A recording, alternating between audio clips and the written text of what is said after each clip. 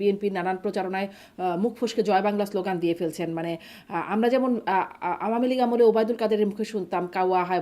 এরকম হাস্যরসের কথা হতো আছে যে আমি তো দল বদলাই না, আমি সবসময় সরকারি দল করি। তারা যেরকম অন্যায়ের শিকার হয়েছেন, তাদের হাতেও যদি আবার অন্য কেউ একই অন্যায়ের শিকার হয়। তার কি মানে নজির এই পর্যন্ত দেখা গেছে? ধরেন যত মামলা বাণিজ্য আছে তার বেশিরভাগই আসলে বিএনপির হাতে হয়েছে। মানে এরকম হাজার হাজার নেতা কর্মীর বিরুদ্ধে শাস্তিমূলক ব্যবস্থা গ্রহণ করা, তো হাত জোর করে বলছে 12 তারিখ পর্যন্ত চাঁদাবাজি না করতে। অনেক নিজ দলের নেতা কর্মীদের বিরুদ্ধে এরকম অভিযোগ উঠলে তারা আমলেই নিত না। মানে মনে তারেক রহমানের দুর্নীতিতেই নানান রকম ট্যাগ আছে, খাম্বা, হাওয়া ভবন, মিস্টার 10%। তারেক রহমানের বিরুদ্ধে দুর্নীতিতে আর কোন রায়ই তাকে অর্থ পাচার মামলায় রায় হয়েছে, 7 বছরের কারাদণ্ড ছিল তারেক রহমানের বিরুদ্ধে। ঠুনকো জায়গায় গিয়ে একটা সাপ্লিমেন্টারি কার্ড ইস্যু করে সাজা দিয়েছে। তাহলে হাওয়া ভবনের যে যে কোটি কোটি হাজার কোটি টাকার গল্প বেঁধেছিলেন, সেগুলো কোথায়? এখনো ধরেন যারা আদালতে যাদের আদালতে বিরুদ্ধে বিচার আদালতের হচ্ছে, ওই সামান্য বিচার কটা হচ্ছে, টাকার সেগুলো যে সেগুলো যদি সাপ্লিমেন্টারি পরে গিয়ে কার্ডের বলে রায় প্রমাণ দিয়েই তো করতে প্রমাণ পারেন হয় নাই। না। হ্যাঁ, 1 টাকা তুলে নেয় নাই, গচ্ছিত আছে টাকা।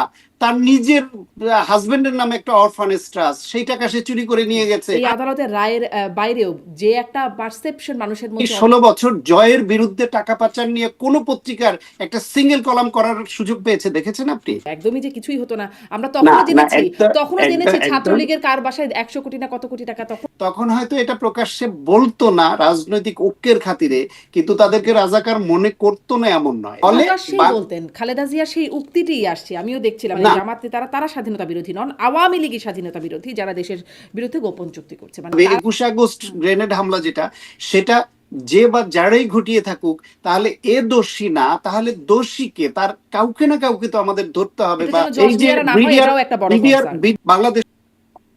জি, ধন্যবাদ আপনাকে। আপনাকে অনেক ধন্যবাদ, যুক্ত হচ্ছেন, সময় দিচ্ছেন। আমি শুরু করি যে বিএনপির, আপনি যেহেতু বিএনপির পক্ষেই কথা বলেন বিভিন্ন সময়, অতএব বিএনপি নিয়ে কিছু প্রশ্ন অল্প অল্প করে আপনার কাছে শোনার চেষ্টা করব।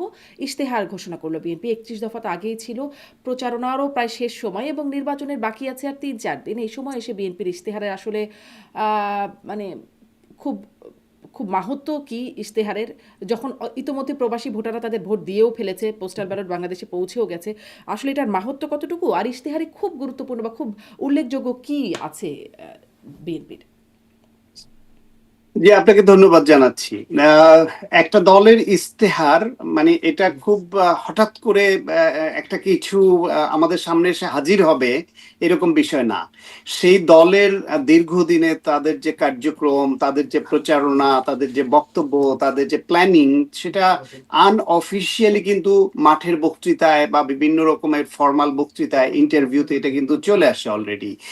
সেই অর্থে বিএনপির মূলত তাদের মূল ভিত্তি হচ্ছে 19 দফা, শহীদ প্রেসিডেন্ট জিয়াউর রহমান প্রণীত। তার ধারাবাহিকতায় পরবর্তীতে এসে বেগম খালেদা জিয়ার ভিশন 2030, তারপরে এসে তারেক রহমানের নেতৃত্বে যে রাষ্ট্র মেরামতের 31 দফা, সেইটা, এইগুলির সমন্বয় করেই এই যুগোপযোগী করা এবং 24 গণঅভ্যুত্থান পরবর্তী বাংলাদেশে কেমন বাংলাদেশ, কেমন গণতন্ত্র, কেমন মানবিক দেশ হিসেবে আমরা চিন্তা করি সেই এবং কর্মসংস্থান সহ বিভিন্ন বিষয়গুলো ইনক্লুড করা। এবং 18 বছর ধরে বিএনপি যখন নিপীড়িত হচ্ছিল, নানান রকমের মামলা হামলা, রাজনৈতিক নিপীড়ন এসবের শিকার হচ্ছিল, ওই সময় তাদের উপলব্ধি থেকে তারা যেটা ফিল করছিল যে এই বাংলাদেশ এইভাবে আসলে চলবে না। আওয়ামী লীগ আজকে আসছে, তারা এরকম নিপীড়ন করছে, ভবিষ্যতে অন্য কেউ আসলে বা বিএনপি আসলে, যেই আসুক, এই রাষ্ট্র এই ব্যবস্থাপনার মধ্যে থাকলে এরকমই আর একটা স্বৈরতন্ত্র চালু হতে পারে। সেই জন্য বিএনপি নিজে থেকে ফিল করে, অন্যরা যখন সংস্কারের উচ্চারণটাও করেন এই শব্দটা, তখন বিএনপি তাদের রাষ্ট্র মেরামতের 31 দফা দিয়েছে। সেই বিবেচনা ওই সবগুলা মিলেই বিএনপির ম্যানিফেস্টো। সেই ম্যানিফেস্টোর মধ্যে এতদিন ধরে তারা যে প্রচারণা চালিয়েছে সেগুলি মূলত এর মধ্যে আছে, আরেকটু ইলাবোরেটলি আছে বা আরো কিছু বেশি আছে, যেগুলোর মধ্যে পপুলারিজম হয় বা পপুলিস্ট হওয়ার মতো যে উপাদানগুলি, সেগুলো বক্তব্যে বেশি আসে। সব বিষয়গুলো তো আর সাধারণ বক্তৃতায়, মেঠো বক্তৃতা বা ইন্টারভিউতে বলা যায় না। ফলে অনেকগুলি সমন্বয় 5টা অধ্যায়ের মধ্যে বিএনপি এখানে বলেছে। আর এইখানে এই উপস্থাপনার মধ্যে যেটা আমার ভালো লেগেছে, আমি কালকে এই ইস্তাহার অনুষ্ঠানে ছিলাম, সেটা হলো নর্মালি আমাদের দেশে ইস্তেহার প্রণয়ন একটা কমিটি থাকে দলের, তারা এটা প্রণয়ন করে, দলীয় প্রধান সারা দেশে নির্বাচনী প্রচারণার জন্য চষে বেড়ান, বক্তৃতা দেন, প্রচারণা চালান, এবং ইস্তেহারের দিন তিনি এসে ইস্তেহারের সার সংক্ষেপটা তিনি পাঠ করেন একরকম। এটাই বাংলাদেশে কিন্তু এত বছর ধরে আমরা দেখে এসেছিলাম। তারেক রহমান কালকে যেটা করেছেন সেটা হচ্ছে তিনি এই ইস্তেহারটা পাঠ করেননি, বর্ণনা করেছেন, ব্যাখ্যা করেছেন, এবং তিনি বলেছেন যে যে এই ইস্তেহারে যা কিছু আছে 44 পৃষ্ঠার মধ্যে সবগুলোই তিনি ওন করেন, তার দল ওন করে, এবং সবগুলোই প্রয়োজনীয়, কিন্তু যে বিষয়গুলো তার বেশি ভালো লেগেছে এবং তিনি নিজে ফিল করেছেন ব্যক্তিগতভাবে যে এগুলো অবশ্যই হওয়া দরকার, সেগুলো তিনি জোর দিয়ে স্পন্টেনিয়াসলি ব্যাখ্যা করেছেন। যেগুলো এবং অবশ্যই তার হওয়া দরকার সেগুলো নিয়ে আমি একটু দু একটা নিয়ে কথা বলবো, কারণ জি খুব গুরুত্বপূর্ণ। তিনি নিজেও বলছেন যে যেগুলো ছাড়া আসলে কিছুই বাস্তবায়ন হবে না সেগুলো নিয়ে আসবো, কিন্তু আপনি বলছিলেন না যে এই 17 বছরের উপলব্ধি থেকে, মানে নির্যাতিত অবস্থায় থাকার যে একটা উপলব্ধি, সেই উপলব্ধিও এখানে আসলে কাজ করেছে। আমি দেখছিলাম যে ট্রুথ অ্যান্ড হিলিং কমিশনের কথা বলা হচ্ছে ইশতেহারে, জামাতের ইশতেহারে এরকম একটা কমিশনের কথা বলা হচ্ছে, যে এখানে বলা হচ্ছে যে ভুক্তভোগী কেন্দ্রিক ও পুনর্বাসনমূলক ন্যায় বিচার প্রতিষ্ঠায় এবং ফ্যাসিবাদী সময় সংগঠিত মানবাধিকার লঙ্ঘন, আওয়ামী লীগ আমলে গুম খুন, মিথ্যা মামলা, নির্যাতন এবং বিভিন্ন সময় অপরাধের দ্রুত বিচার নিশ্চিত করায়। 15 বছরে আওয়ামী লীগের যত সব অন্যায় সেগুলোর মানবাধিকার লঙ্ঘনের বিচারের কথা বলা হচ্ছে। কিন্তু তারপর, মানে আওয়ামী লীগ শাসনের পতন ঘটার পরে যেই সময়টা, যেখানে আসলে আমরা অনেক মব দেখলাম, মবের মাধ্যমে মানবাধিকার লঙ্ঘন, হত্যাকাণ্ড থেকে শুরু করে নানান রকম লুটপাট ভাঙচুরের ঘটনা ঘটলো, এগুলো কি আসলে এর মধ্যে নাই? 15 বছরের কথা বলা হলো, এগুলোর কি দ্রুত বিচারের বিষয় আসবে না, নাকি এই সরকার যেমন প্রেশার গ্রুপ বলে একরকম সরিয়ে দিল, পরের সরকারও একরকম দায় মুক্তি দিয়ে দেবে? না, আপনি দুইটার যদি প্রেক্ষাপটকে এক করে দেখেন সেটা ঠিক হবে না। একটা হচ্ছে গিয়ে 16 বছর ধরে একটা ফ্যাসিবাদ কায়েম করে রাষ্ট্রীয় প্রচার, রাষ্ট্রীয় যন্ত্রগুলি ব্যবহার করে রাষ্ট্র পরিচালকরা যে যে ঘটনাগুলি ঘটিয়েছেন, গুম বলেন, আয়নাঘর বলেন, গুম করে হত্যা বলেন, অথবা এক্সট্রা জুডিশিয়াল কিলিং এর নামে প্রতিপক্ষকে হত্যাকাণ্ডের শিকার করা বলেন, সেটা ছিল এক ধরনের রাষ্ট্রীয় হত্যাকাণ্ড, যেটা সরকার পরিচালনায় যারা ছিলেন তারা ছিলেন অবৈধভাবে, এবং রাষ্ট্রীয় বাহিনী ব্যবহার করে, স্টেট অ্যাপারেটাসের সমস্ত কিছুর ব্যবহার দিয়ে তারা এটা করেছেন, সর্বশেষ গণহত্যা চালিয়েছেন। সেটার যে অপরাধগত মাত্রা, আর পরের যেটা আপনি দেখছেন, এটা হচ্ছে দৈনন্দিন আইন শৃঙ্খলা পরিস্থিতির কারণে এই বাংলাদেশে এমন কোনো দিন পাবেন না স্বাধীনতার পরে যেদিন কোনো একটা খুন হয়নি, যেদিন কোনো একটা ধর্ষণ হয়নি। ফলে রেগুলার বেসিসে বাংলাদেশে গণপিটুনি দিয়ে হত্যা আগে ছিল না, এই মব আগে ছিল না, এগুলা হচ্ছে একটা সামাজিক সন্ত্রাস, এটা হচ্ছে একটা রাজনৈতিক সন্ত্রাস বিভিন্ন মানে মাত্রা। আপনার কাছে মনে হয় যে এই সময়, মানে এই গত এটা এটার বিচার, এটা রেগুলার একটা না, অপরাধ, মানে না, রেগুলার বিশেষ হলো কিছু বিচার ঘটনা? হতে হবে।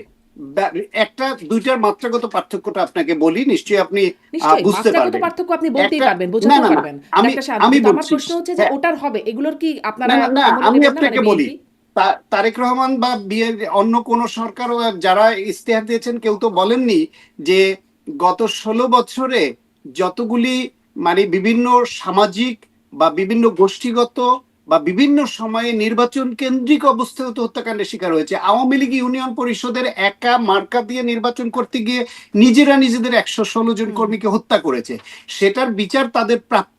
কিন্তু যে হত্যাকাণ্ড রাষ্ট্রীয় বাহিনী ব্যবহার করে একটা রাষ্ট্র পরিচালকরা ফ্যাসিবাদী শাসনকে পোক্ত করবার জন্য বিশেষ উদ্দেশ্যে করে অথবা গণহত্যা করে, সেইটার বিচারের যে গুরুত্ব, আর ওই সামাজিক সন্ত্রাস বা দৈনন্দিন যে আইন শৃঙ্খলার অবনতি, সেখানে যে সন্ত্রাস, দুইটা তো একমাত্রে আসে না। বিশেষ ট্রাইব্যুনাল কখন করে, দ্রুত বিচার আদালত কখন করে, যখন কোনো কিছু এইরকম বিশেষ গুরুত্বপূর্ণ হয়ে ওঠে। সুতরাং এই সময়ের মধ্যেও যেসব হত্যাকাণ্ড ঘটেছে, যেই যেসব অপরাধমূলক কর্মকাণ্ড ঘটেছে, যেই সব মব ভায়োলেন্স হয়েছে, সেইটা নিয়ে ভুক্তভোগীরা মামলা করেছে। সেই মামলা তদন্ত সাপেক্ষে সেগুলার রেগুলার বিচারিক প্রক্রিয়া, তার বিচার অবশ্যই হতে হবে, কারণ কোনো ভিকটিমই যেন, বিচার প্রার্থীরা যেন বিচারহীনতার মধ্যে না পড়ে যায়। সেটা একটা আধুনিক রাষ্ট্র, একটা মানবিক রাষ্ট্র, জি। একটা আইনের শাসনের রাষ্ট্রে সেটা জি, হতে হবে। কিন্তু এই সরকার কিন্তু যেমন যে একটা ইন্ডেমনিটি প্রতিশ্রুতি, দিয়েছে, এই সরকার যেমন ইন্ডেমনিটি দিয়েছে সেটা অবশ্য জুলাই যোদ্ধাদের জন্য দিয়েছে এবং বলা হচ্ছে যে রাজনৈতিক প্রতিরোধের কারণে ওই অভ্যুত্থানকালে সংঘটিত অপরাধের জন্য সেটা দিয়েছে। নির্দিষ্ট একটা সময়ের। কিন্তু কোন সময় সেটা কি বুঝতে পারছেন? কারণ আসিফ নজরুল যখন বলেছিলেন মাননীয় আইন উপদেষ্টা তিনি বলেছিলেন যে ৩১শে আগস্ট পর্যন্ত, কিন্তু অধ্যাদেশে এরকম কিছু উল্লেখ করা আছে বলে আমি দেখি নাই। মানে কোন সময় পর্যন্ত এই ইন্ডেমনিটি সেটা কি বুঝতে পেরেছেন? আমি অধ্যাদেশটা আসলে টাইম উল্লেখ আচ্ছা। আছে কিনা এই হুম, মুহূর্তে আমার স্মরণে নাই, এটা দেখতে হবে আবার। তবে জুলাই যোদ্ধাদের জন্য তো অনন্তকালীন ইন্ডেমনিটি দেওয়া যায় না। এইটা ওই আসিফ নজরুল যেটা বলেছেন, আমার ধারণা সেটা আইনে আছে, না থাকলে এটা ভুল আছে, এটা সংশোধন হবে। কারণ ওই নির্দিষ্ট, আপনি দেখেন যে আমি আমি নিজে জুলাই গণ অভ্যুত্থানের সময় গ্রেফতার হয়েছিলাম, একটা মামলার আসামি আমি। এখন ওই মামলা থেকে আমাকে অব্যাহতি দিয়েছে। এখন আমি যদি আরো আগে বা আরো পরে কোনো অপরাধ করি, তাতে যদি মামলা হয়, সেটা আমি ওই জুলাই ভিকটিম বলে তো আমাকে সেখান থেকে এই রাষ্ট্র হুম। বিনা তদন্তে বিনা বিচারে আমাকে অব্যাহতি দিতে পারে না। সুতরাং জুলাই যোদ্ধা হলেও তারা অনন্তকাল কোনো অপরাধ করলে শুধু ওই কারণে ছাড় পাবেন, এটা হতে পারে না। কিন্তু আসলে এবার মানে ইন্ডেমনিটির তো শুধুমাত্র ওই সময়কালের কথা বলা হচ্ছে, কিন্তু তারপরে দেখা যাচ্ছে জুলাই যোদ্ধাদের একটা বিশেষ অবস্থা, মানে আইন শৃঙ্খলা বাহিনীর কাছে তারা খুব একটা, তাদের অপরাধ খুব একটা যে আমলে না হয় বা তাদের নামে যে খুব একটা মামলাও করা যায় তাও না। যেমন ধরেন যখন ওই যে আওয়ামী লীগের নেত্রী শাম্মী আক্তারের বাসায় চাঁদাবাজির ঘটনা ঘটলো, জুলাই যোদ্ধাদেরই কেউ কেউ গেলেন, তখন সরাসরি আসিফ মাহমুদ সজীব ভুঁইয়ার নাম উল্লেখ করেছিলেন, যিনি গ্রেপ্তার হয়েছেন, মানে একদম প্রত্যক্ষ যিনি ধরা হয়েছে যাকে, তিনি বলেছেন যে তার সহায়তা বা তার বিষয়টা আছে। কেউ কোনো তদন্ত করে নাই, কেউ কোনো সেটার জন্য কোনো মামলাও হয় নাই, কোনো আমলই নেওয়া হয় নাই, দুদকও কোনো রকম এটা নিয়ে কেউ আর কি কোনো রাষ্ট্রীয় কর্তৃপক্ষ এরকমটা করে না, নাই। যদি যদি এরকম কোনো আসামি বলে, হুম। সেটা আসামিরা নানান উদ্দেশ্যে নানান কারণে বলে, সেটা সত্যও হতে পারে, সেটা মিথ্যাও হতে পারে, সেটা তদন্ত করলে বের হয়ে আসবে। এখন সেই আসামিরা তো কারাগারে আছে, এটা বিচারের আওতায় আছে। সুতরাং তদন্ত হয়নি বলে যে তদন্ত হতে পারবে না এমন তো নয়। জি। আম মানে আপনি মনে করছেন যে আসলে বিএনপি যদি ক্ষমতায় আসে তখন এই সময়ের যে অপরাধগুলো আছে সেগুলো আসলে বিচারের মধ্যে পড়বে। কারণ আমরা আসলে দেখি কি, যেই সরকারের সময় অপরাধ, আমাদের বাস্তবতায় আমরা যতটুকু দেখে আসছি সেই সরকার সেই আমলের বিচারগুলো করে না। পরের সরকার গিয়ে করে। এরকম আমরা দেখেছি, বা বিরোধী পক্ষের বিচার বেশি বাংলাদেশে হয়। বিরোধী পক্ষের বিচার বাংলাদেশে হয়। খুব দুর্ভাগ্যজনকভাবে বাংলাদেশে এই ট্রেন্ড চলে। হুম, বাংলাদেশে ওই একই আদালত বেগম খালেদা জিয়াকে সাজা দেয়, হুম, এতিমের টাকা হস্তান্তর করেছে এক অ্যাকাউন্ট থেকে আরেক অ্যাকাউন্টে, সেটাকে দোষী সাব্যস্ত করে এবং প্রচার চালায় যে এতিমের টাকা হুম, চুরি করেছে রাজনৈতিক দল। আবার বাংলাদেশের সেই আদালতই আবার তাকে নির্দোষ হুম, বেকসুর খালাস দেয় যে এই মামলায় ভুল রায় হয়েছিল। যদি তার উপর অন্যায়ভাবে রাষ্ট্রের সর্বোচ্চ আদালত এই রায় দিয়ে থাকে, তাহলে যারা এই রায় দিয়েছে তাদেরও বিচারের আওতায় আনা উচিত। এরকম অনেক গুরুত্বপূর্ণ মামলায় এই যে পট পরিবর্তনের পরে সেটা দেখা যায় যে আগে মোটিভেটেড রায় দেয়া হয়েছিল, বায়াসড রায় দেয়া হয়েছিল।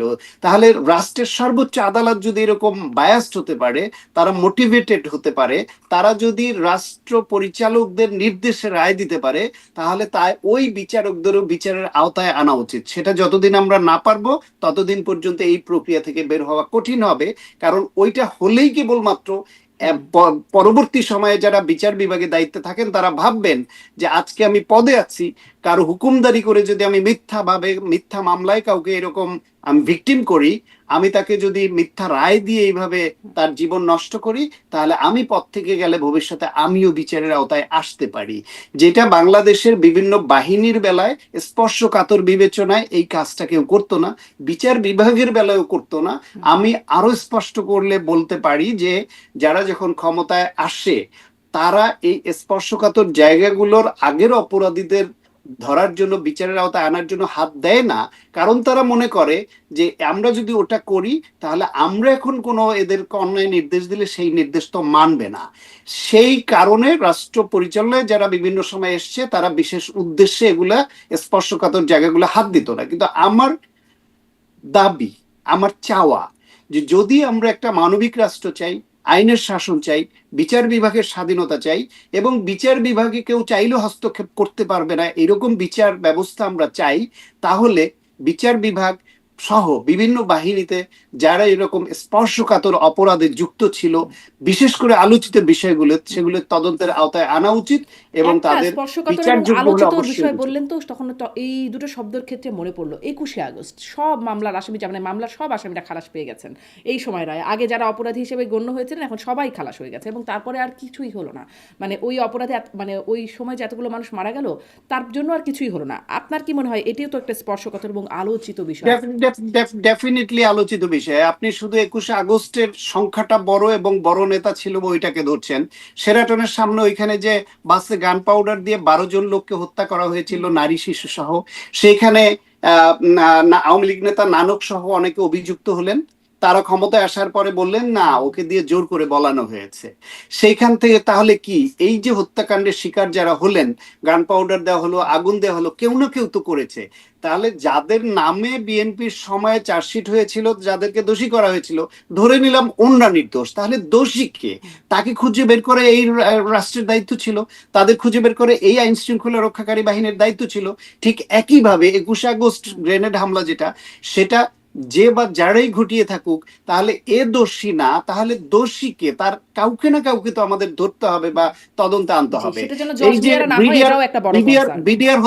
বিডিআর হত্যাকাণ্ড, এই যে এতগুলো চৌকস আর্মি অফিসারকে মেরে ফেললো, শুধু এই দিক ওই দিক রশি টানাটানি হচ্ছে, তদন্ত রিপোর্ট হচ্ছে, এই হচ্ছে ওই হচ্ছে, কিন্তু অ্যাকচুয়ালি কারা খুন করলো বাংলাদেশে দুর্ভাগ্যজনকভাবে এইটা পট পরিবর্তনের সঙ্গে সঙ্গে সুর বদলে যায়, কিন্তু প্রকৃত দোষীকে সেটা কেউ জানতে পারি না আমরা। এই ধারা থেকেও আমাদের নিশ্চয়ই বের হয়ে আসতে হবে। জি, সেটি আসলে খুবই একটা গভীর সংকটের জায়গায় বলেছেন। এই ট্রুথ অ্যান্ড হিলিং কমিশন সম্পর্কে আর একটা দুটা কথা একটু শুনি যে সেখানে আসলে মানে আওয়ামী লীগের পুনর্বাসনের কোনো জায়গা আছে কিনা, আওয়ামী লীগের সাথে কোনো যোগাযোগ, সেটির কোনো সুযোগ আছে কিনা। আমরা এই সরকার মানে বর্তমান অন্তর্বর্তীকালীন সরকারও আসিফ নজরুল সাহেবই বলেছিলেন গত বছর মে মাসে সম্ভবত যে ট্রুথ অ্যান্ড রিকনসিলিয়েশন কমিশন গঠিত হবে, কিন্তু সেটি এই সরকারের আমলে পরে শেষ পর্যন্ত এসে নাকচ হয়ে গেছে। প্রধান উপদেষ্টা সেটি নাকচ করে দিয়েছেন, তেমনটি হবে না। মানে এরকম কিছু কি এই ট্রুথ অ্যান্ড হিলিং কমিশনের ভাবনার মধ্যে আছে?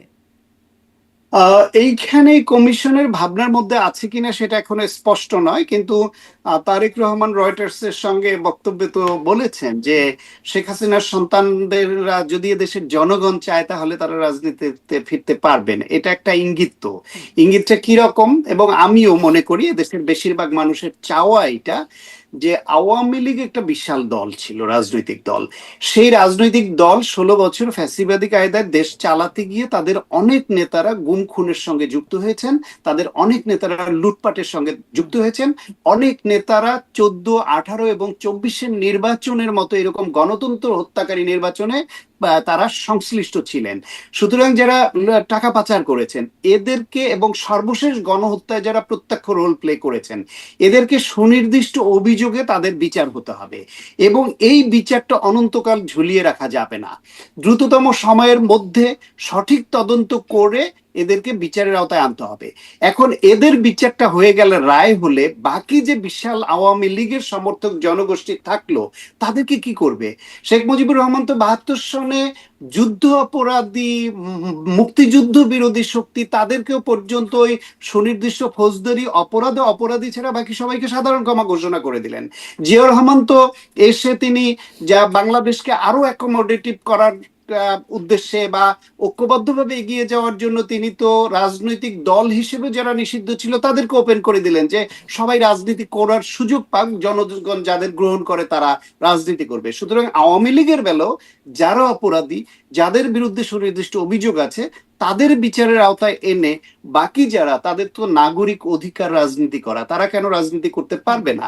নিশ্চয়ই বাংলাদেশের সেই দিকে এগুতে হবে। এত বড় একটা শক্তিকে মূল ধারার রাজনীতির বাইরে রেখে তো এই দেশ এগোতে পারবে না। অনেকে আবার মানে আওয়ামী লীগের নেতারা অনেকেই আবার মাথার উপর ছাতার খোঁজে অনেকে বিএনপিতে ঢুকে পড়ছেন, বিএনপির নানান প্রচারণায় মুখ ফসকে জয় বাংলা স্লোগান দিয়ে ফেলছেন। মানে আমরা যেমন আওয়ামী লীগ আমলে ওবায়দুল কাদেরের মুখে শুনতাম কাওয়া হাইব্রিড ইত্যাদি নানান ফার্মের মুরগি, এরকম বিএনপি আওয়ামী লীগে ঢুকে যাচ্ছে।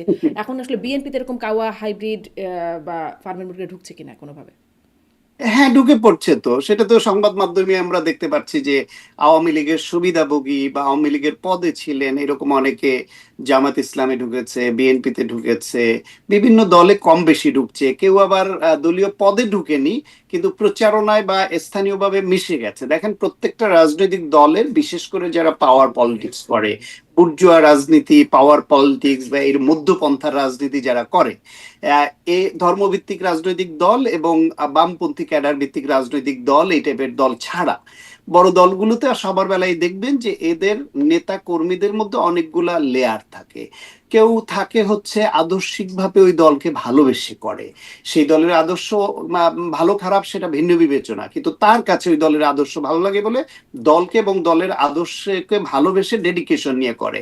আর কিছু আছে তারা হচ্ছে গিয়ে যে দলে থাকলে তিনি একটু এম্পাওয়ার্ড হবেন, একটু তিনি খবরদারি করতে পারবেন, নির্বিঘ্নে ব্যবসাটা করতে পারবেন, একটু তার আর্থিক লাভবান হবে, সমাজে তিনি বুক ফুলিয়ে চলবেন, এইসব নানান ইকুয়েশন মাথায় রেখে ওই দলে করে। ফলে বাংলাদেশে তো এরকম অনেক বড় বড় নেতাদেরই যখন সরকার হয় ওই সরকারি দলে যোগ দিয়ে সরকারি দলের এমপি হওয়ার এরকম নজির তো আছে। এরকম হাস্যরসের কথাও তো আছে যে আমি তো দল বদলাই না, আমি সবসময় সরকারি দল করি, সরকার বদলায় তো আমার দোষ কি।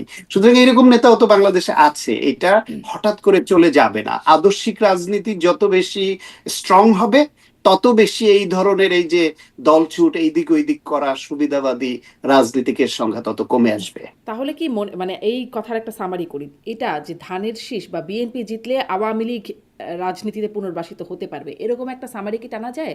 কারণ মানে দেখছিলাম যে বিভিন্ন জায়গায় এই প্রচারণাটাও করছে যে বিএনপি ক্ষমতায় আসলে মানে শেখ হাসিনা ফিরতে পারবেন, এমন কথাও আসলে ভাইরাল হয়েছে। এরকম একজন নারী বলছেন যে আমি বরাবরই আওয়ামী লীগের ভোটার, কিন্তু এবারে ধানের শীষে ভোট দিব, কারণ ধানের শীষে ভোট দিলেই শেখ হাসিনা ফিরতে পারবেন। এরকম একটা ভাইরাল জিনিস দেখতাম। আরও বিভিন্ন জায়গায় মানে প্রচারণার মধ্যেও এরকমটা আসছে। ঠিক সরাসরি শেখ হাসিনা ফিরতে পারবেন এমনটি না বললেও আওয়ামী লীগ ফিরতে পারবে, এরকমটি কি বাস্তবতা হতে যাচ্ছে? না না, অত সরল না, অত সরল অঙ্কে বলা যাবে না। বিষয়টা এরকম যে শেখ হাসিনা সহ যারা অপরাধ করেছেন তারা বাংলাদেশে ফিরতে তো পারবেন, এখনো তো বাংলাদেশ তাদের চায়। এই সরকারও তো তাদেরকে চিঠি দিয়ে ইন্ডিয়ার কাছে শেখ হাসিনাকে ফেরত চেয়েছে, সুতরাং তিনি চাইলেই তো ফিরতে পারেন। বিএনপি আসলো নিশ্চয়ই ইন্ডিয়ার কাছে শেখ হাসিনাকে ফেরত চাইবে। চাইবে কেন? কারণ সঠিক তদন্তের মাধ্যমে তার তো এখানে আত্মপক্ষ সমর্থনের অধিকার আছে। তার আইনজীবীর মাধ্যমে তিনি আত্মপক্ষ সমর্থন করবেন, তিনি বিচারের মুখোমুখি হবেন এবং তিনি নির্দোষ প্রমাণিত হতে পারলে তিনি সেটা হবেন। আর যদি তিনি দোষী হন, তাকে তো দোষী হন, তাহলে তো অবশ্যই তাকে বিচারের মুখোমুখি হতে হবে এবং শাস্তি তাকে পেতে হবে। সুতরাং শুধু সে না, হচ্ছে মানে অন্যরা। ধরেন বৈশ্বিক অঙ্গনে বা আন্তর্জাতিক বিভিন্ন সংস্থা বলছে যে এই বিচার প্রক্রিয়ায় গলদ আছে, বা ট্রাইব্যুনালকে নিয়ে প্রশ্ন তুলছে। এটি দিয়ে এই বিচারটাই মানে ইনভ্যালিড হয়ে যাবে না তো? আপনার কি মনে হয় না, মনে আছে যে যুদ্ধ অপরাধীদের বিচার হয় যখন, তখন অনেক অনেক আন্তর্জাতিক সংস্থা, একদম খুবই ওয়েল রেপুটেড সংস্থা এটা নিয়ে প্রশ্ন তুলেছিল, তারপরে ওই বিচারটা কিন্তু হয়ে গেছে। এখন কি আপনি ওই বিচার ফেরত দিতে পারবেন? আর সুতরাং তো যা একটা কার্যকর হয়েছে বাকিগুলো তো আবার ইনভ্যালিড হয়েই যাচ্ছে, তাই না? যারা যেগুলো হ্যাঁ, ছিল। এখন এখন সেটা আন্তর্জাতিক সংস্থা তাদের মতামত তারা দিবে, কিন্তু একটা দেশের স্বাধীন সার্বভৌম দেশ, সেইখানকার যে সরকার, তারা যদি মনে করে তাদের এখানে যে আইন, তাদের এখানে যে বিধি ব্যবস্থা যেটা করেছে সেই অনুসারে এটা ঠিক করেছে, সেটা তো আন্তর্জাতিক সংস্থাগুলো সেটা তো বাধা দিয়ে সেটা রুখতে পারবে না। এখন কিছু ত্রুটি থাকলে আমাদের প্রত্যাশা থাকবে অতীতে যেরকম বিনা বিচারে অথবা অন্যায়ভাবে ইন্টেনশনালি কাউকে ভিকটিম করা হয়েছে, এই সরকার এর আমলে যে বিষয় নিয়ে বিতর্ক উঠেছে, ভবিষ্যতে যারাই রাষ্ট্র পরিচালনার দায়িত্বে আসলো, হোপফুলি আমি আশা করি বিএনপি আসবে, তারা আসলে যেন তারা যেরকম ভিকটিম হয়েছেন, তারা যেরকম অন্যায়ের শিকার হয়েছেন, তাদের হাতেও যদি আবার অন্য কেউ একই অন্যায়ের শিকার হয়, তাহলে তো বুঝতে হবে তাদের ঠিক উপলব্ধিটা আসলো না। একজন একই ভিকটিম, অন্যায়ের শিকার হবে না একজন তার কি মানে নজির এই পর্যন্ত দেখা গেছে? ধরেন যত মামলা বাণিজ্য আছে তার বেশিরভাগই আসলে বিএনপির হাতে হয়েছে। মানে আওয়ামী লীগের ছোট চুনাপুটি বড় সড়ো যারা আছেন, এমনকি বাসার কর্মচারী, তাদের নামেও মামলা অনেক এসে গেছে, এবং মামলা বাণিজ্যের সাথে বিএনপির নামটা খুব বড় করে আসে, সবচেয়ে বেশিভাবে আসে। সেরকম চাঁদাবাজির জায়গায় বিএনপির নামই আসছে, এবং বিরোধী পক্ষ একদম প্রচারণায় স্পষ্টভাবে চাঁদাবাজির বিষয়টা বলছে। মানে নজির কি এটা স্থাপন করতে পারলো যে যেটার শিকার বিএনপি হয়েছে সেটা বিএনপি করবে না? আচ্ছা আচ্ছা আচ্ছা, বলেন। আপনি ভালো কথা বলেছেন, ভালো প্রসঙ্গ তুলেছেন। এটা জামায়াত ইসলাম এবং বিএনপির প্রতিপক্ষ তারা সবাই এই প্রসঙ্গটা তুলে সামনে। আপনার সাংবাদিকতার জীবন তো বেশ অনেক বছরই হয়ে গেছে। তো আপনি কি দেখেছেন যে বিএনপিতে এই যে এরকম হাজার হাজার নেতাকর্মীর বিরুদ্ধে শাস্তিমূলক ব্যবস্থা গ্রহণ করা, এই গ্রহণ করার অর্থটা হচ্ছে দল থেকে এই অভিযোগটা মেনে নেওয়া, যে তাদের বিরুদ্ধে যে অভিযোগ আছে তার সত্যতা দল পেয়েছে। প্রথম ধাপটা। আগে তো রাজনৈতিক দলগুলো বাংলাদেশের নিজ দলের নেতাকর্মীদের বিরুদ্ধে এরকম অভিযোগ উঠলে তারা আমলেই নিত না, মনে করতো যে এর বিরুদ্ধে শাস্তিমূলক ব্যবস্থা গ্রহণ করলে এটা মেনে নেওয়া হচ্ছে যে আমার দলে চাঁদাবাজ আছে। না, হতো তো বিএনপি শুদ্ধি অভিযান হয় না আওয়ামী লীগের সময় তো নানান বিভিন্ন সময় শুদ্ধি অভিযান হতো, ক্যাসিনো ট্যাসিনো কত কিছু বের হয়ে যেত, হতো তো শুদ্ধি না, অভিযান। না, সেটা আইন শৃঙ্খলা রক্ষাকারী বাহিনীর অভিযানে ধরা পড়তো। হুম। বিএনপি কি নিজেরা, আওয়ামী লীগ কি দলগতভাবে রাজনৈতিক শুদ্ধি অভিযান চালিয়ে কাউকে ও চাঁদাবাজ এর অভিযোগ আছে ওকে, অতএব অভিযোগের ভিত্তিতে ওকে আমি বাদ দিয়ে দিই এটা করেছে?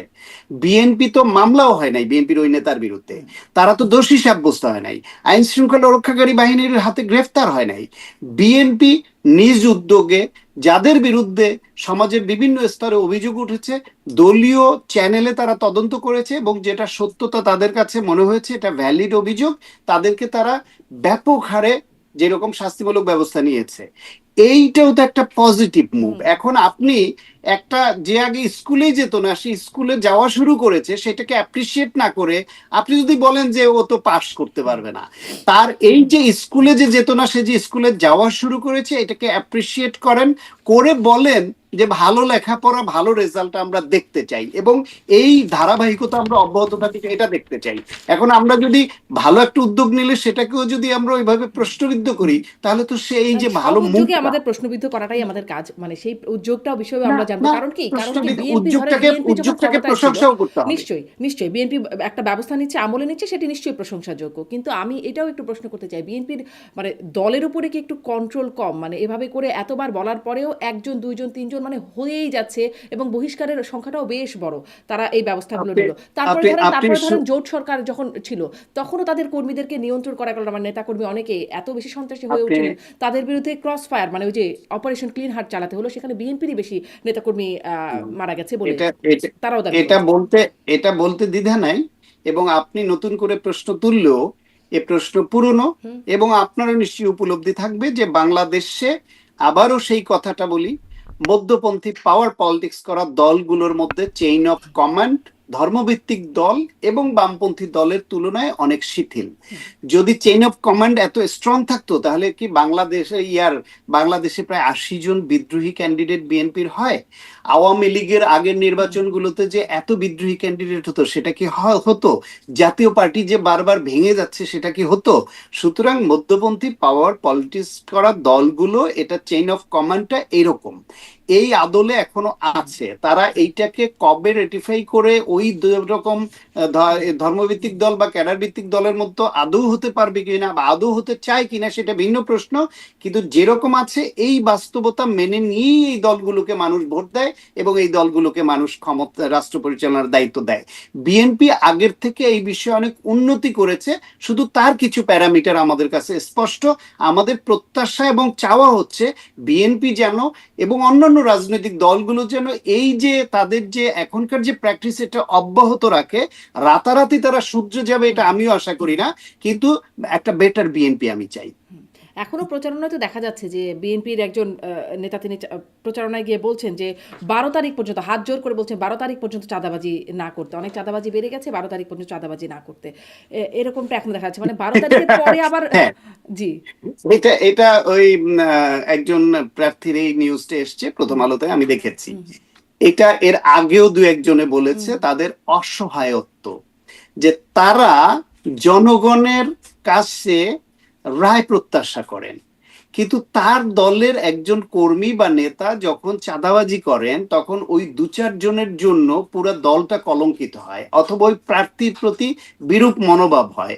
ফলে এই মুহূর্তে তার হাতে বিএনপির পক্ষ থেকে কিন্তু বারবার পুলিশ প্রশাসনকে বলা হয়েছে যে আপনারা আমাদের দলের কারো বিরুদ্ধে সুনির্দিষ্ট অভিযোগ থাকলে তার বিরুদ্ধে আইনগত ব্যবস্থা নিন। এই সরকারকে বারবার তারেক রহমান নিজে বলেছেন, দল থেকে বলা হয়েছে স্টেটমেন্ট করে।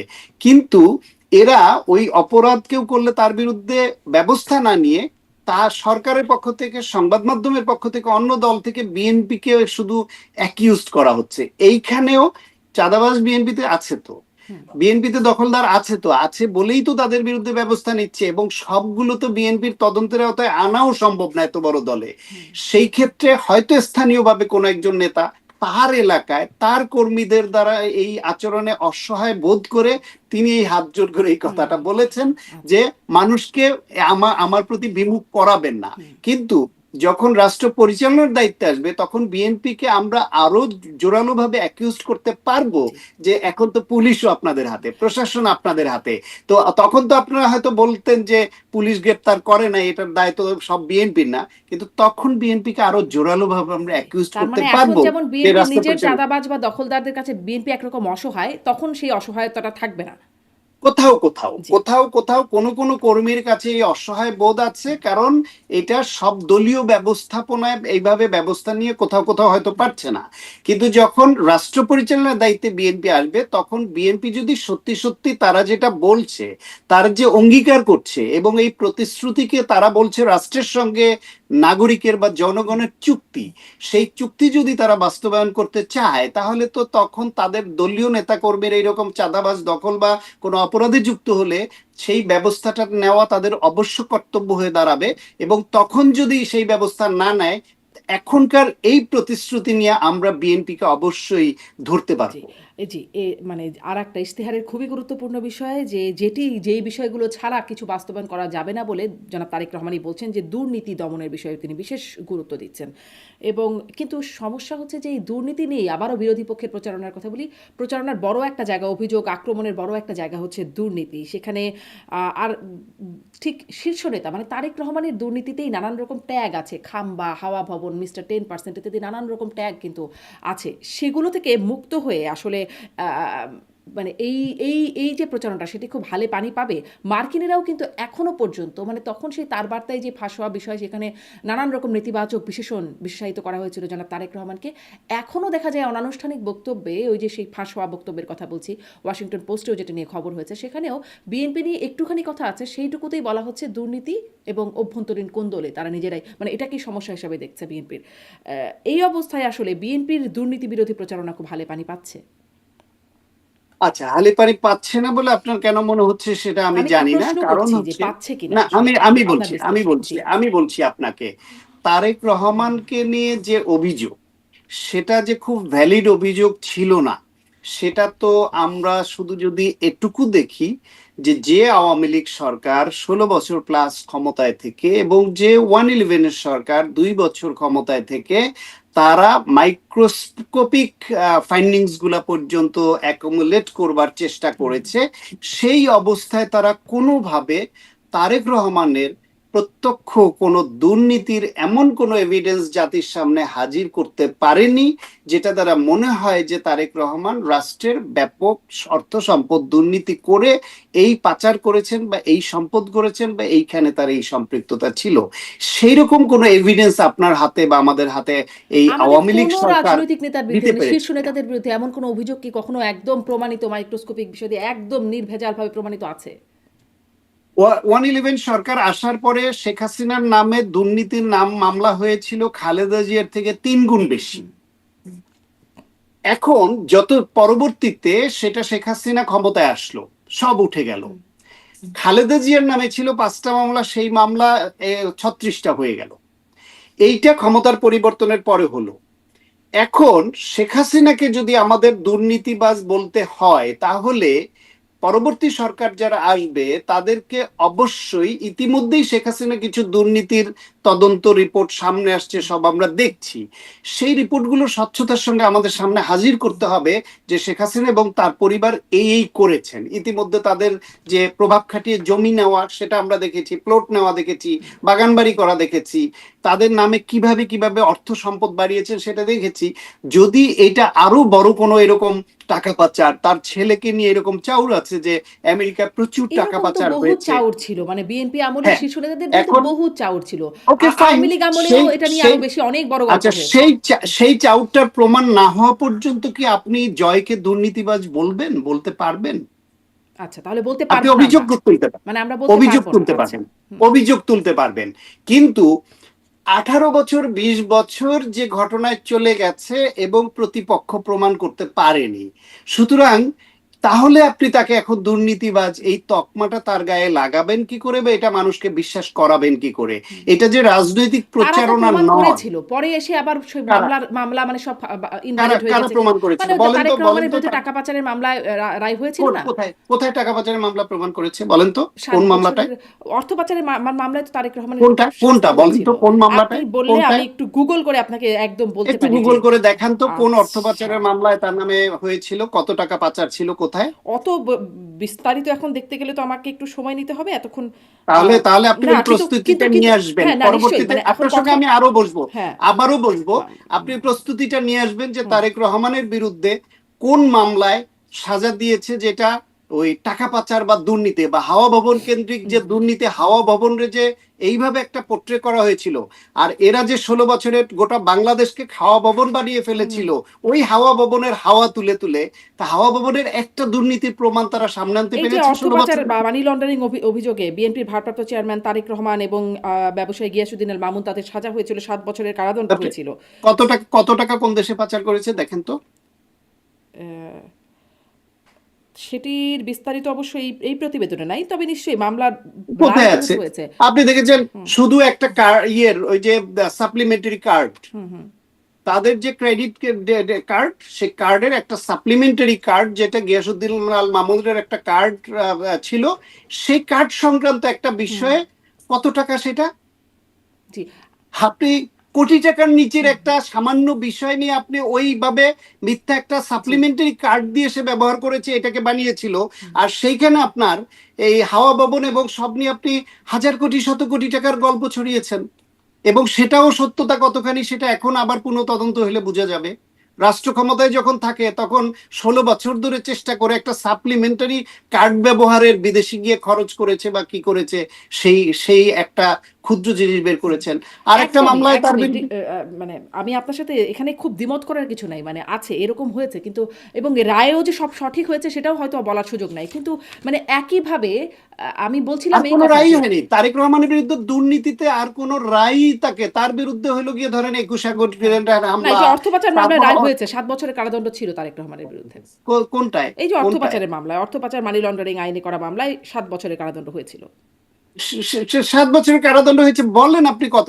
খালেদা জিয়ার নামে আপনি সারা জীবন ধরে উদাহরণ দিতে পারবেন যে হ্যাঁ, এতিমের টাকা চুরি এবং দুর্নীতির দায়ে তার বিরুদ্ধে তো 10 বছরের সাজা হয়েছিল, প্রথমে 5 বছর দিয়ে 5 বছর বাড়িয়েছে। সেই টাকাটা আপনি, এতিমের টাকা সে চুরি করলো কি করে? এক অ্যাকাউন্ট থেকে আরেকটা অ্যাকাউন্টে তার প্রফিট বেশি বলে সেখানে হস্তান্তর করেছে, প্রক্রিয়াগত ত্রুটি হয়ে থাকলে সেটা নিয়ে করতে পারে। ওইখান থেকে 1 টাকা সে খরচ করে নাই, 1 টাকা তুলে নেয় নাই, গচ্ছিত আছে টাকা। তার নিজের হাজবেন্ডের নামে একটা অরফানেজ ট্রাস্ট, সেই টাকা সে চুরি করে নিয়ে গেছে, আমি সেটা আসলে। দিয়ে সাজা দিয়ে দিলেন। আর ওই সাজার রেফারেন্স দিয়ে আপনি এখন বলতে না, পারবেন ডক্টর খালেদা সাখাওয়াত, জিয়া আমার দুর্নীতিবাজ? আসলে উদ্দেশ্য এটা না যে তারেক রহমান বা বেগম জিয়ার আমলে কি দুর্নীতি হয়েছে বা দুর্নীতি তারা করেছেন কিনা। আপনি বলছিলেন যে প্রমাণ করতে পারেন না, আমি আসলে প্রমাণ করতে পারেন না না, জায়গায়। প্রমাণ করতে আমি পারে একটু নাই তো। এখানে কথা বলতে চাই যে এখনো ধরেন যারা আদালতে যাদের আদালতে বিরুদ্ধে আদালতের ওই সামান্য বিচার কয়টা হচ্ছে টাকার সেগুলো যে সেগুলো যদি সাপ্লিমেন্টারি পরে গিয়ে কার্ডের বলে রায় প্রমাণ দিয়েই তো করতে প্রমাণ পারেন না। হয় না। হ্যাঁ। তো আদালতের ওই সাপ্লিমেন্টারি একটা কার্ডের একটা সামান্য বিষয় দিয়ে একটা রায় দিয়েছে, তাতেই তো প্রমাণ হয় না। খালেদা জিয়ার নামে 10 বছরের সাজা দিয়েছে, সেটা দিয়ে তো প্রমাণ হয় না। আমরা তো তখনও বলেছি যে এটা টাকা এক অ্যাকাউন্ট থেকে আরেক অ্যাকাউন্টে হস্তান্তর হয়েছে, টাকা পুরোটাই আছে, 1 টাকা খরচ হয়নি, সেটা সুদে আসলে বেড়ে 3 গুণ হয়েছে। তাকে রাজনৈতিক ভাবে রায় দেওয়া হয়েছে। এখন ওই রায়ের কারণে যদি কেউ এখন উদাহরণ এনে বলে যে খালেদা জিয়ার নামে তো এই রায় হয়েছিল, তার 10 বছরের সাজা হয়েছিল, সুতরাং এটা তো প্রমাণিত। আপনি ওই রকম একটা রায় হলে প্রমাণিত না। তারপরে দেখেন টাকার অ্যামাউন্ট এত খুঁজে কিছুই না পেয়ে কোন ঠুনকো জায়গায় গিয়ে একটা সাপ্লিমেন্টারি কার্ড ইস্যু করে সাজা দিয়েছে। তাহলে হাওয়া ভবনের যে কোটি কোটি হাজার কোটি টাকার গল্প ভেবেছিলেন, সেগুলো কোথায়? খাম্বা নামে যে তাকে যে পোট্রে করেছিলেন, সেই খাম্বার টাকাটা কোথায়? টাকাটা দেন তাকে এখন তাহলে। মানে ধরেন এটি তো শুধু আওয়ামী লীগের আমলে বা আওয়ামী লীগের করা না, যুক্তরাষ্ট্র এই বিষয়গুলো বলে তাদের এটা কেন বলে? যুক্তরাষ্ট্র এখন যে এখানে যুক্তরাষ্ট্রের একজন কূটনীতিক জামাতকে নিয়ে তার যেই স্টেটমেন্ট করেছে, আপনার কি মনে হয় বাংলাদেশের বাস্তবতা এটা? বাংলাদেশের জামাত ইসলাম এখানে ক্ষমতায় চলে আসবে, বিরাট কিছু হয়ে গেছে, এটা আপনার মনে হয়? 12 তারিখ ইলেকশন হোক, রেজাল্ট দেখলেই তো বুঝবেন। তারা কেন সুতরাং মনে করে? এইখানে সুতরাং কারণ হচ্ছে গিয়ে পৃথিবীর সমস্ত দেশেই কখনো কখনো বিশেষ সখ্য তৈরি হলে, কখনো বিশেষ স্বার্থকেন্দ্রিক বিষয় হলে কূটনীতিকরা অনেকে বিভিন্ন রকম দুর্নীতি থেকে বিভিন্ন সময় জড়ায়নি, অথবা দুর্নীতি না করুক, ব্যক্তিগত পছন্দ অপছন্দ, বন্ধুত্ব, নানান কারণেও কি তারা বায়াসড হয় না? সুতরাং তাদের একটা তার বার্তা, আমেরিকার একটা তার বার্তাকে আপনার কি বেদবাক্য মনে হচ্ছে? বাইবেল এটা? না, আমেরিকার দুর্নীতি, নিশ্চয়ই আমেরিকার বিভিন্ন নিশ্চয়ই না। দেশের উপর আগ্রাসন আপনার কি সব ন্যায্য মনে হয়? তাহলে শুধু বাংলাদেশ প্রশ্নে বা একজন নেতা প্রশ্নে আমেরিকা তার বার্তা দিল, সেটা আপনার হাতিয়ার হয়ে গেল? না, একটা তার বার্তা হাউ না, কাম? আমেরিকার তার বার্তা, আমেরিকার ধারণা, বাংলাদেশের আদালতের রায় যেটি আপনি একদমই খারিজ করে দিচ্ছেন, বা ধরেন মানে এই আদালতের রায়ের বাইরেও যে একটা পারসেপশন মানুষের মধ্যে, অনেকেই এগুলোর মাধ্যমেই হয়তো তৈরি হয়েছে, সেগুলো, মানুষের মধ্যে পারসেপশন বা তৈরি এফবিআই এর করেছে এসে সে সাক্ষী বাংলাদেশের, দেওয়া। মানুষের মধ্যে পারসেপশন তৈরি করেছে বাংলাদেশের বিশেষ একটা রাজনৈতিক গোষ্ঠী তাদের অনুগত সংবাদ মাধ্যম ব্যবহার করে। বিভিন্ন সংবাদ মাধ্যমে যে রিপোর্টগুলি হয়েছিল, সেই রিপোর্টগুলি এইভাবে তখন বিএনপি তুলনামূলকভাবে সংবাদ মাধ্যমের প্রতি বিভিন্ন কড়াকড়ি অবস্থান নেয়নি বলে এই সংবাদ মাধ্যমগুলো এটা করতে পেরেছিল। আপনি 16 বছর জয়ের বিরুদ্ধে টাকা পাচার নিয়ে কোন পত্রিকার একটা সিঙ্গেল কলাম করার সুযোগ পেয়েছে দেখেছেন আপনি? পেরেছে? পারেনি। তারেক রহমান কিংবা বেগম খালেদা জিয়া তাদের ওই আমলে তারা সংবাদ মাধ্যমের এই রিপোর্ট করেছে বলে কোনো সংবাদ মাধ্যমের ত্রুটি চেপে ধরেনি। ফলে তারা যে বিশেষ উদ্দেশ্যে, সরকারের বিশেষ উদ্দেশ্য বাস্তবায়নের যে এজেন্ডা নিয়ে নেমেছিল, তারা সেটা প্রচারণায় আনতে পেরেছিল।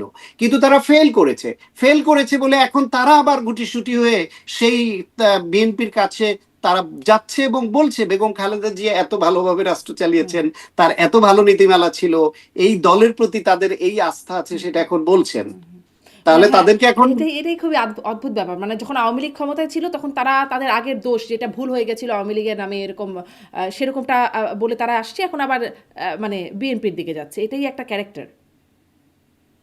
হ্যাঁ, বাংলাদেশে তো এই ক্যারেক্টার সব শ্রেণী পেশার মধ্যে আছে।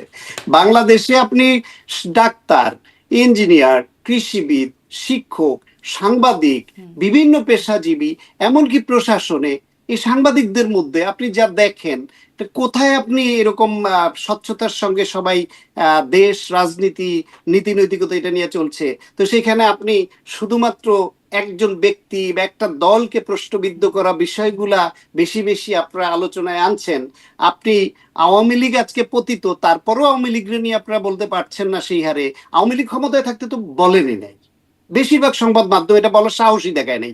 বিদেশে যারা ছিল তারা কিছুটা সুযোগ নিয়ে বলেছে।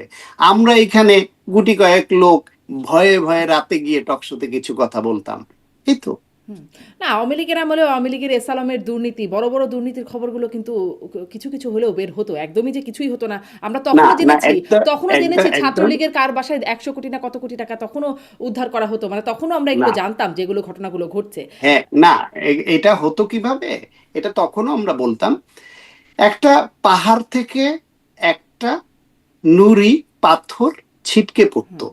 নুড়ি পাথরটা ছিটকে পড়তো কখন? পাহাড়ে পাহাড়ে যখন সংঘর্ষ হতো, শুধু তখন। দুর্নীতিবাজ বা তাদের ভেতরের লোকদের মধ্যে যখন ভাগ বাটোয়ারা নিয়ে সমস্যা হতো বা ঐক্যের ঘাটতি ঘটতো, তখন একজনের বিরুদ্ধে একজন সংবাদ মাধ্যমের কোন অংশকে ওটুকু দিয়ে দিত, সেটা ছিল একটা পাহাড়ের একটা নুড়ি পাথরের সমান। এসালামের লক্ষ কোটি পাচারের কথাও কিন্তু সেই আমলেই এসেছিল। মানে তখনই আমরা জেনেছিলাম যে এরকম একটা ঘটনা ঘটছে। হ্যাঁ, ব্যবসায়িক দ্বন্দ্ব থেকে এক ব্যবসায়িক গোষ্ঠীর বিরুদ্ধে আরেক ব্যবসায়িক গোষ্ঠী এরকম দিয়েছে, কিন্তু জি। আপনি শেখ রেহানা, শেখ হাসিনা, জয়, পুতুল, কিংবা তার পুতুলের এক্স হাজবেন্ড, কিংবা তাদের ওই যে আত্মীয় স্বজন, তাদের বিরুদ্ধে কয়টা দুর্নীতির খবর আপনি প্রকাশ এখন আবার করতে যেগুলো পেরেছিলেন? আসছে দেখা যাচ্ছে টিউলিপের বিরুদ্ধে, যেরকম যে শেখ হাসিনাকে প্রভাব খাটিয়ে তার উপরে জোর করে তিনি প্লট আদায়ের কথা বলে তার জন্য শাস্তিরও বিষয় হয়ে যাচ্ছে, যেটি খুবই মানে হাস্যকর বলে বিশ্লেষকরা বিশ্লেষণ করছেন। আমাদের অনুষ্ঠানে আপনারাও হয়তো এই বিষয়ে কথা বলেছেন। মানে এখন আবার এরকমও তো ঘটনা ঘটছে।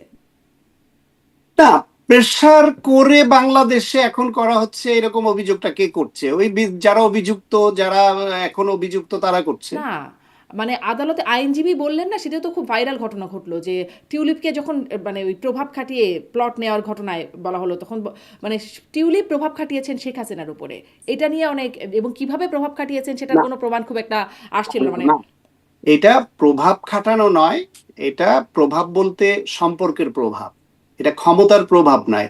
দুই মনের বোনের মধ্যে যে বাংলাদেশের পাওয়ার ভাগাভাগি, একজনের টাকা নিবে একজনের পদ নিবে, এটা তো চাউর ছিল আগে থেকেই, যে একই বাবার দুই সন্তান উত্তরাধিকার সূত্রে একজন বিদেশে থেকে তিনি টাকার ভাগ নিবেন, আর এখানে মন্ত্রী এমপির কোটা নিবেন, আর আরেকজন চেয়ারে থাকবেন। এই আন্ডারস্ট্যান্ডিং এই তো দুই বোন রাষ্ট্রটাকে ধ্বংস করেছে।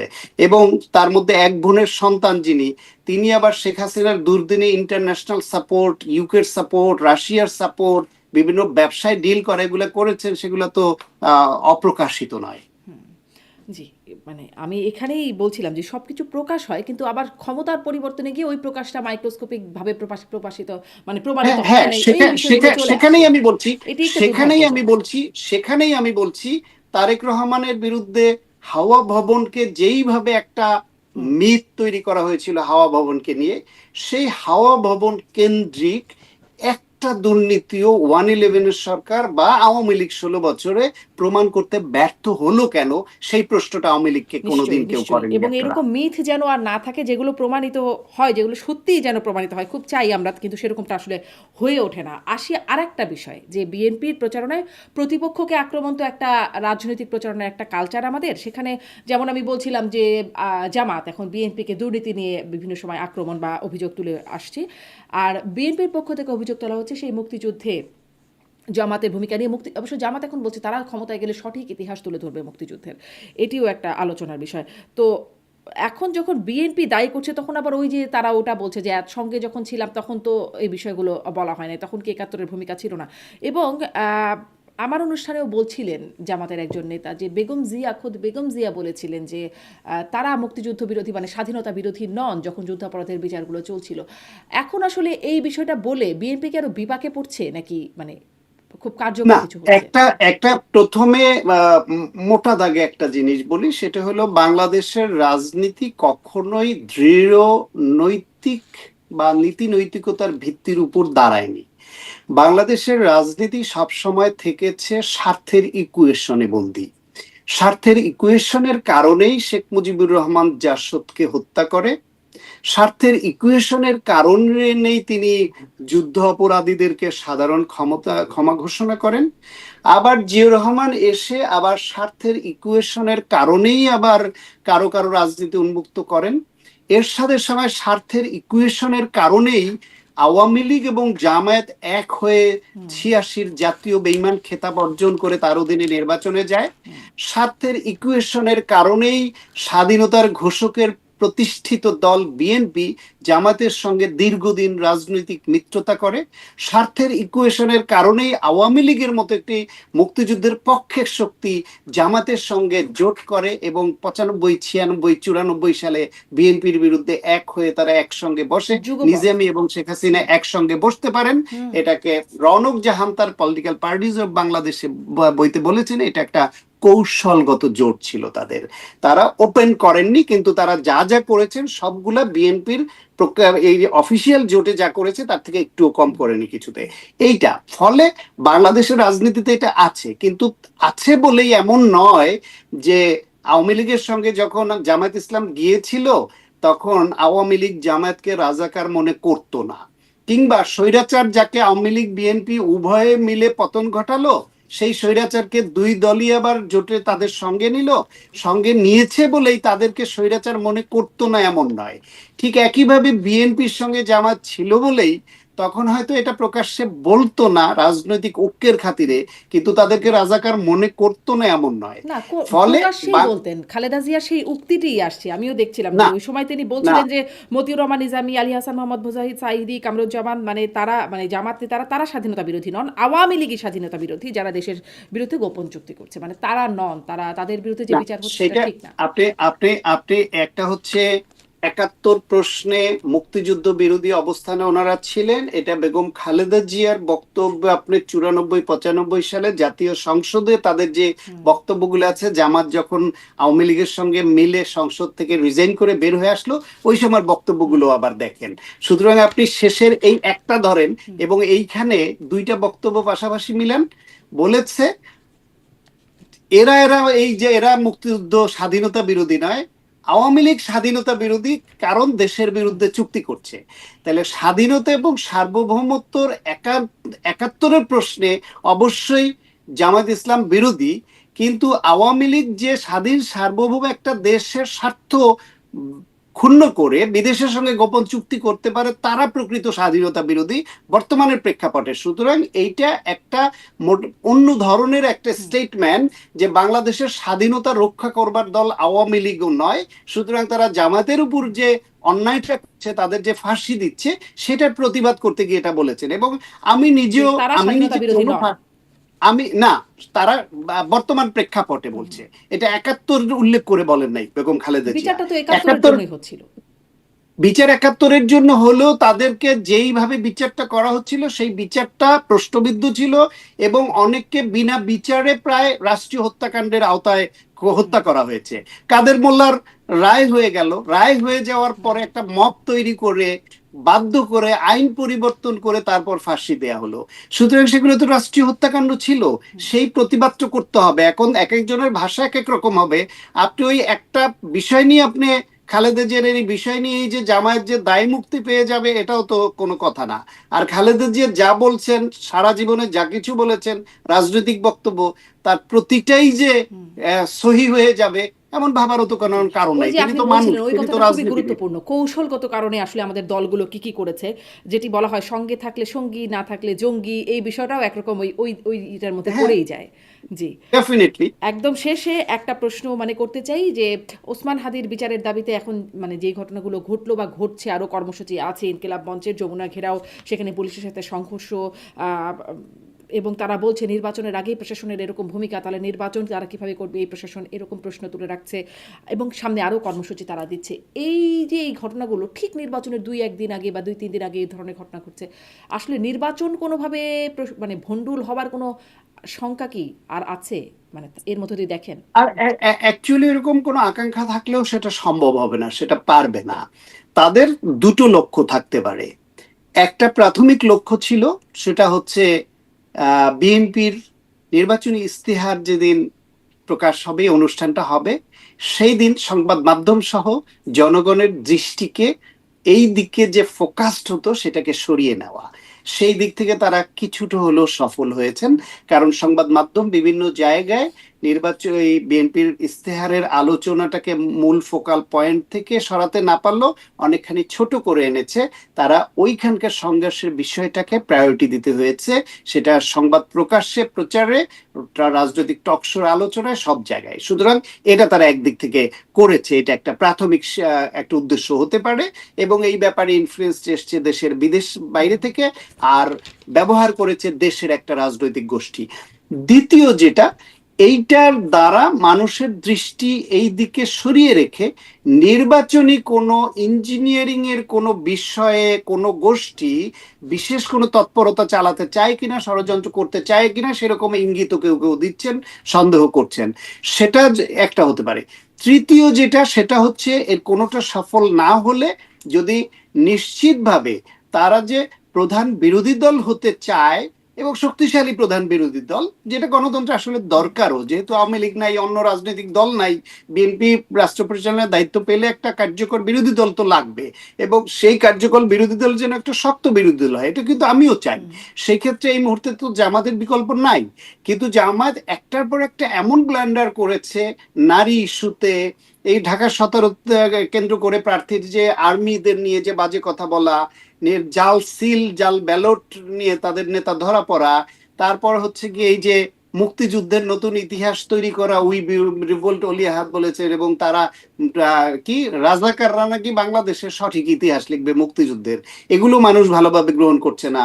তারপর আজকে আবার ধর্ষণের নতুন সংজ্ঞা আবিষ্কার করেছেন জামাতের আমির, বলছে দুজন অসৎ নরনারীর মিলন হলে সেটাই নাকি ধর্ষণ, এই নতুন সংজ্ঞাও দিয়েছেন। ফলে একটার পর একটা ব্ল্যান্ডার তারা এমন ভাবে করছে এবং ধরা খেয়ে যাচ্ছে, তাতে করে মনে হয় যে তারা যে শক্তিশালী বিরোধী দল হিসেবে যে থাকার আকাঙ্ক্ষা আমাদের অনেকেরও আছে বা তাদের উচিত ছিল, সেখান থেকেও তারা নিচে নেমে যাওয়ার মতো এরকম প্রবণতা স্পষ্ট হলে নির্বাচন থেকে সরে দাঁড়ায় কিনা সেই ক্ষেত্রটাও এদের মাধ্যমে তৈরি করে রাখতে পারে।